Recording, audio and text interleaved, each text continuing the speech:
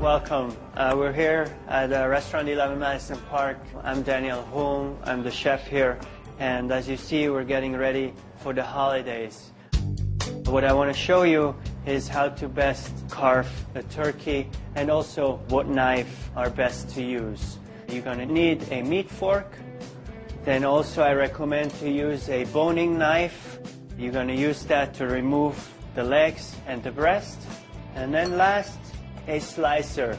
That will help you to get really thin slices of the breast. Well, we start with the fork in one hand and the boning knife in the other hand. The fork we kind of use to stabilize the turkey so it doesn't move around. And then with the boning knife, we're going to remove the legs.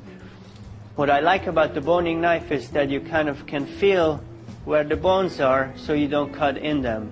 And between the breast and the leg there is a little gap. If your knife is really nice and sharp, you really don't need to put a lot of pressure. This is one leg, and the other side we do it just the same way.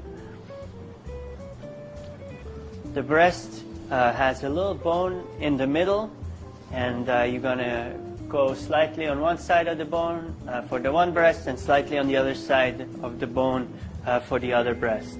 You start moving your knife a little bit around it. And you're doing the exact same thing on the other side.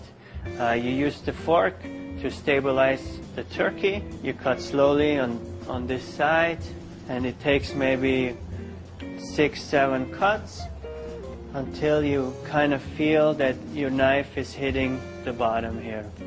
And you can fold it down and it almost folds down by itself. Okay, now we're gonna cut the legs first. And again, we're still using the boning knife. And with this knife, you actually can feel where in between the bone is a little softer. And here, you have the drumstick where everybody's going to fight over it. And then over here, you have the top part of the leg. And here, I just like to cut them along the bone. And maybe you cut it one more time so it's not too big. Then for the breast, we use the slicing knife. And before we use it, we want to make sure it's sharp. I recommend to just use the steel for like 2 or 3 strokes, and just on both sides. And that way also we can make sure that the skin doesn't rip. And we cut it a little bit on a bias, and it doesn't take a lot of pressure. Just kind of slowly go through the skin and then cut the meat.